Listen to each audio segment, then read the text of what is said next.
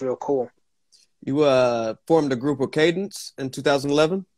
Yeah, so we formed a group because he had been, I guess, since started working with Domination, he'd kind of been like helping out, like, providing beats and stuff. And me and him had been vibing, hopping on songs together.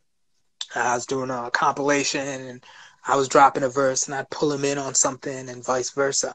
So anyway, we were kind of like, yo, we're at this point where we need to, we should just do a record. Like, he's got mad beats, so we're like, yeah, let's do a group and like, bring our, legitimate raw audiences together from Zimbabwe Legit to Raw Produce. So it's like, okay, cool. So we started working on stuff. He'd send tracks. And we were talking one day on the phone. We talk like mad frequently. And we're talking on the phone. And he was like, the way it seems in hip hop, it's like we're like in a different realm. Because there's a lot of people like, yo, the industry is good. The industry's big. Hip hop's making as much money as it's ever made. And everything is wonderful. And everybody's getting light. And it like seemed different to us. You know what I mean? The underground is kind of pushed off to the side and the conscious messages are kind of being drowned out. It's like we're in an alternate reality. And it's like, oh, well, that's the name of the group. So we cooked Right. that up and put it together. And again, he had some distribution connects that could get it out to places. Because the other thing too, and it's no secret, a lot of the overseas audiences are super receptive to kind of that, call it underground, call it conscious, call it classic, golden age style of hip hop, a lot more receptive to it than, mass market in the US. And so having connects that could pick up, product and were willing to distribute it and put some muscle behind it, was golden. So we worked that situation out to drop that record and, put it out and get, international distribution for it. So about a year later, Connect the Dots. Can you take us back to that project? Yeah, so Connect the Dots for me was like bringing it all the way 360, bringing it back home and linking up with all the brothers from the mother, other brothers from the mother, different parts of the continent, that were doing, the type of music that I vibed with and that we rocked with. So bringing together people from, Tanzania, Nigeria, South Africa, like basically all over the map, and just bringing them together kind of to celebrate, my history and my heritage.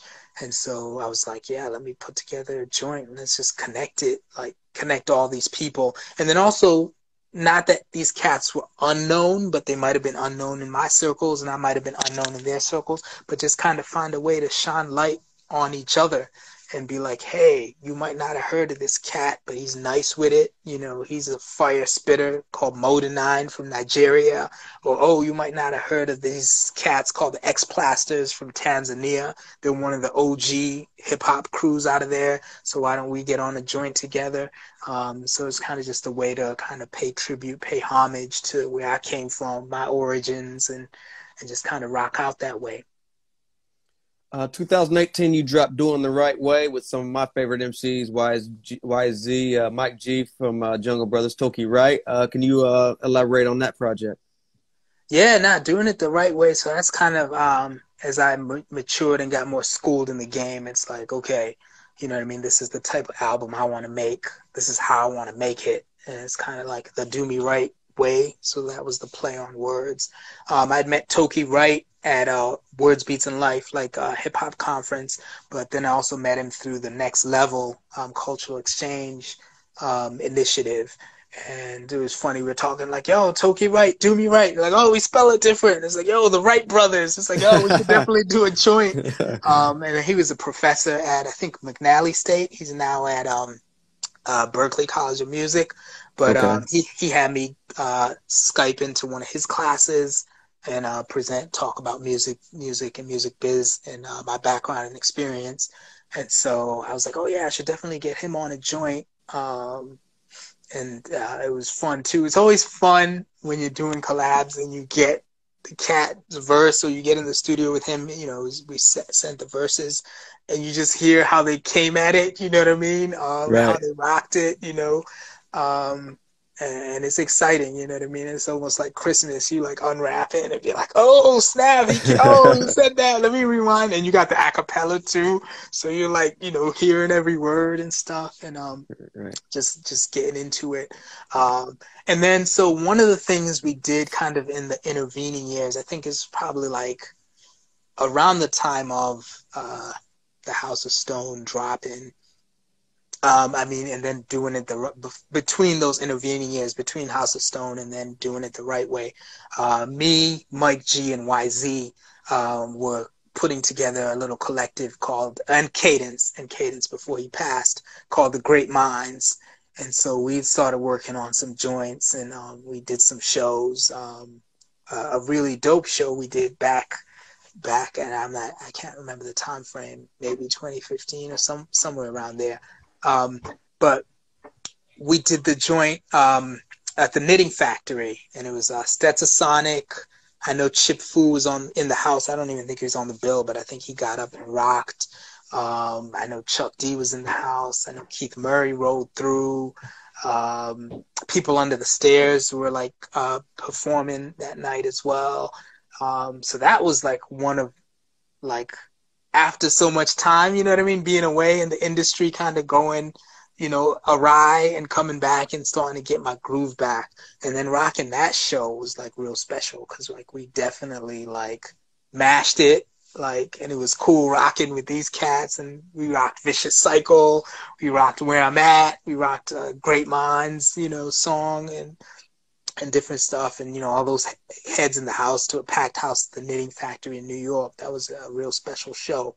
But anyway, so coming to Doing It the Right Way, my homie Saint from The Good People had remixed the Great Minds joint with YZ and Mike G. So I was like, yeah, I definitely want to throw that joint on there because it kind of encapsulated what we think, and how we operate. If you were to describe us as MCs, it's kind of that great minds mentality, do what it takes to make a difference, understand the meaning of persistence, and having been around for so long, it kind of embodies that. And so that was real dope. Yeah, man. And I was just like, yo, let me do it my way. The cover art also kind of encompasses everything I'd been through and the themes, and momentum in my mind.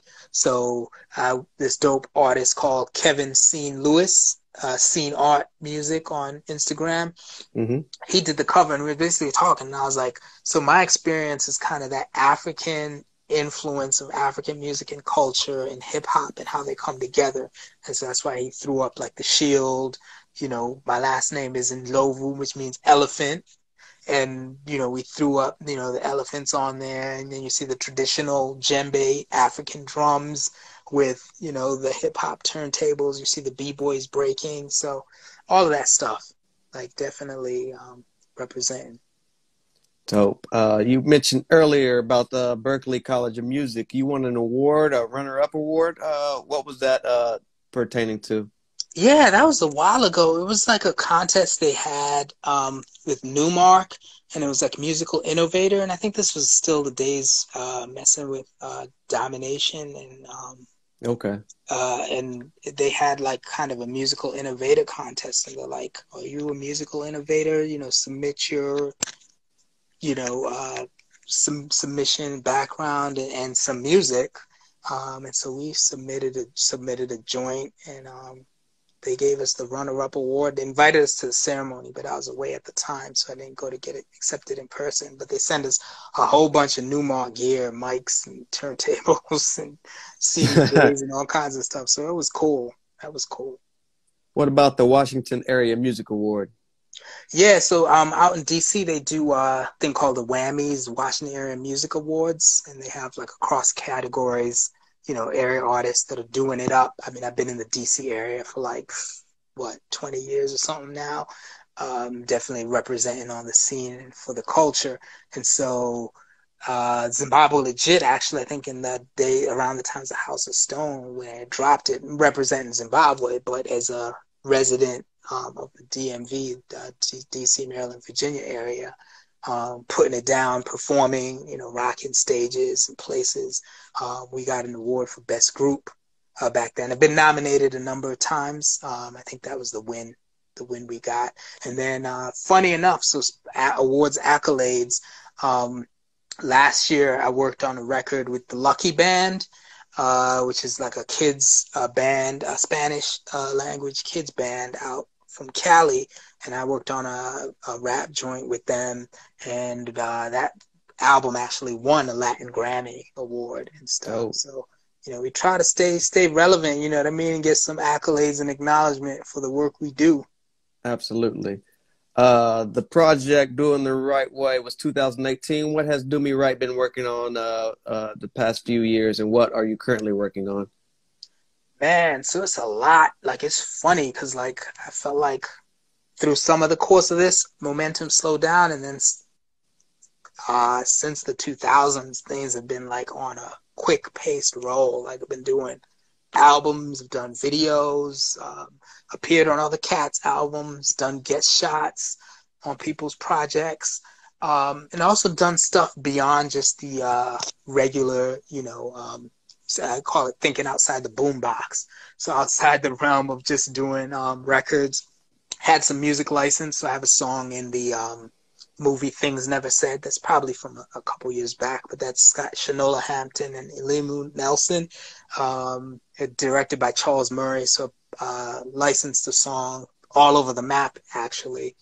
Is like in the opening scene of that movie. So did that. And then had started in the DC area collective with some folks again some years back called Voices. It was Voices Organizing International Empowerment and Community Support.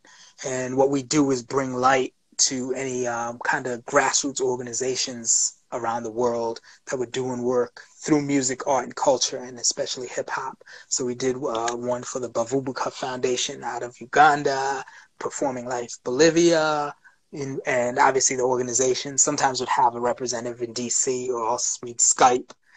We do like a Skype cipher sometimes. Like I remember with the cats in Bolivia, we did a Skype cipher. So we had the kids, and these are youth-based organizations. We had the kids out there like on Skype, and then we had like an audience of people in a room at an art gallery in DC. Had a DJ spin, we rapped, and then we had them talk and present. And then it's like, okay, well, now rap. And so then the kids started rapping and, having a cipher. And then we rapped. So we did like a Skype cipher.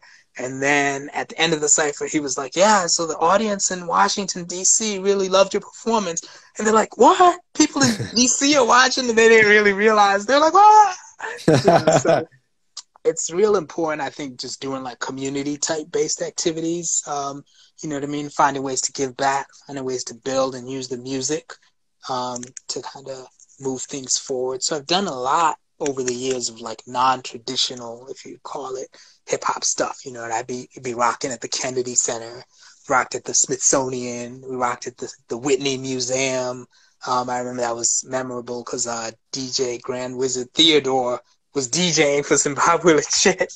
Wow. It was part of like the VH1, back when they used to do the hip-hop honors. It was like affiliated with that. But he was like DJing, and we were like, yo, so you want us to just step aside and have you throw down? He's like, nah, this is y'all. Like, I'm just here to DJ for y'all. And he obviously did a routine and did his blindfolded needle drop and all this stuff. But it's just been able to like reach into spaces that aren't typically just clubs, you know what I mean? So I feel like we can rock the clubs, we can rock the bars, we can rock the block parties, but we can also go beyond and go into schools and colleges.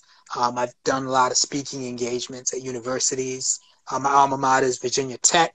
I've gone back there to speak and perform, which has been great. Also been at like Georgetown University, Howard University, American University, George Washington, speaking to classes, speaking to students, and kind of talking about hip-hop experiences, industry experience, the song-making process, creative writing, and all of that. So just definitely in between when I'm not making a record or promoting a record, I'm doing stuff like that. Very dope. I want to take this time to thank you so much for joining me. It's been an honor looking back at the Source magazine and seeing your guys' article in there. Now I'm sitting here talking to you. It's kind of mind-blowing. Moving forward, what can we expect from Dumi Right in the future? Yeah, so big thing I'm working on is music licensing. I'm definitely seeing that as like an avenue um, to kind of do more, do some different stuff, and also, get that revenue stream up. Um, and I feel just as a storyteller, it lends itself very well to movies, TV. So I'm working with producer Chops that y'all may be familiar with. He's dope. Like the stuff we're making is like real cool and real tailored to like be a dope record, but also be cinematic within itself. So working on that, working on a solo record that's going to drop imminently.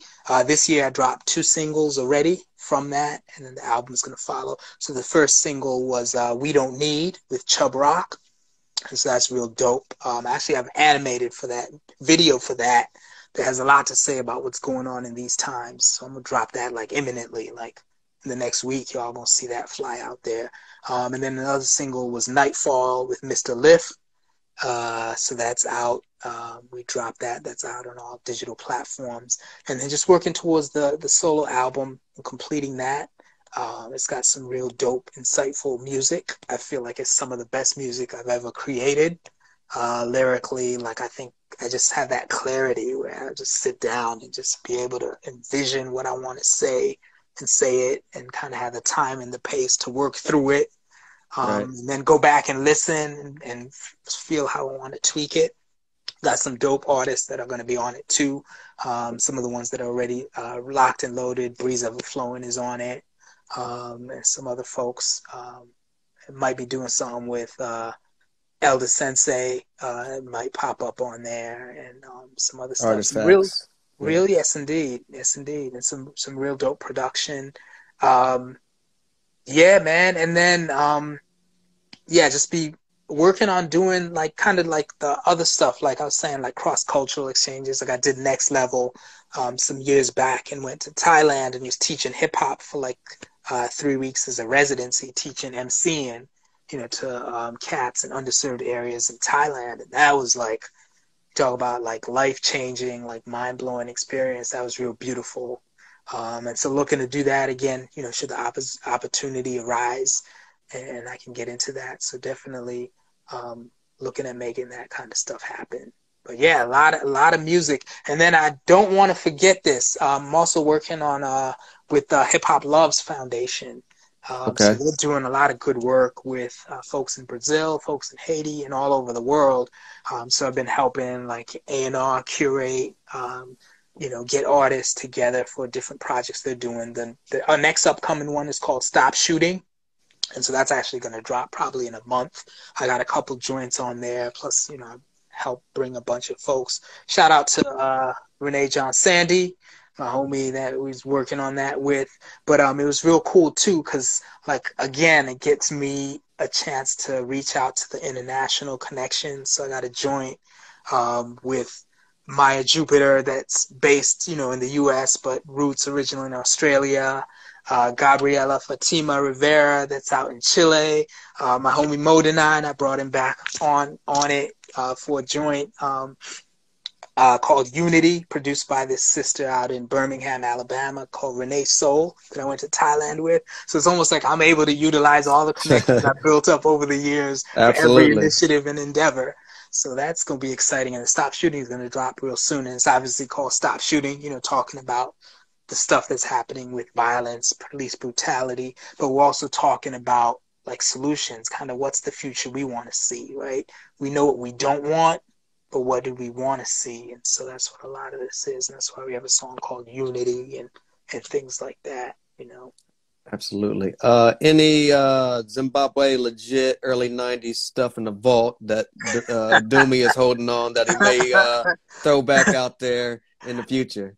I think for the most part, like I'd say like 90% of it, glow in the dark, like, cause when we did it, that came out and then we did the Japanese version and they're like, you got anything else? I was like, man, I was holding up. Like, how much they talking? Like I was trying to hold out on this. So yeah, I think for the most part, the Zimbabwe Legit, like has been heard. But it's not saying that ain't gonna be some new Zimbabwe Legit, like Right. that's gonna pop off that cats are gonna check out. and we're gonna come heavy with that. It's funny, Right. they just licensed the Zimbabwe Legit Doing Damage remix for a movie that they did a documentary on James Lavelle and Mo Wax and all this, which is a whole other discussion and situation. But it was cool because then that kind of gave a little bit of attention back to folks who are like, oh, Zimbabwe Legit, what happened? Oh, where's, people hit me up online like, do you have any copies of the album for sale or whatever? Like, Right. because a couple of them joints, the originals were on eBay for like crazy money, like the original print. I think it's been bootleg now, so it Right. depressed the prices a little bit, but yeah, man. Well, do me right. Thank you so much for spending this time with me. Been very enlightening. I'm glad everything is working out for you. Can you shout out your social media and where we can find everything Do Me Right and Zimbabwe Legit moving into the future? Yeah, definitely. If you're on social media, Facebook, Instagram, you just find me at Dumi Right, DUMIRIGHT. Same thing on Twitter, Do Me Right. Facebook, I think it's also Do Me Right Music. If you want to check that out. Coming soon, DoMeRight.com. They're going to launch that like imminent. It's been overdue to launch that. On SoundCloud, same thing, Do Me Right. And then on Facebook as well, you can also find facebook.com/Zimbabwe Legit. And I'm going to be a lot of the like flyers and images and pictures and stuff, and including even more recent performances like the Kennedy Center joint. I'll be posting up on there, so that's where cats can see it and hear it. And then also phmusic.bandcamp.com has like the whole catalog, and that's actually like these days like one of the best places for people to cop because then the artist gets the money. You know what I mean? I can get 50,000 streams and get like $3.24. But if you go to Bandcamp and you download 2 albums, that's like cash money right there. So definitely Right. the Bandcamp is a good place, phmusic.bandcamp.com. And it's got the Zimbabwe Legit as well as the Do Me Right stuff and any other stuff we do. We'll definitely let folks know. Absolutely. Anything you need, I'm here for you. Next time you come out with a project, I'd love to have you back to talk about it. Thank you so much again. This has been episode 89. That's Do Me Right. I'm the journalist Sin-seer, and I will see you in the future, Dumi. Thank you so much. Thank you, man. Appreciate it. No doubt. Definitely. Thank Peace. everybody for joining us this evening. These episodes will be available now on my IGTV. So if you missed any part of it, go back and check it out. A lot of history in these, so you don't want to miss it. Thank you so much for everything. Appreciate it, man. Thank you for having me. It's an Absolutely. honor. See you soon. Peace. Peace.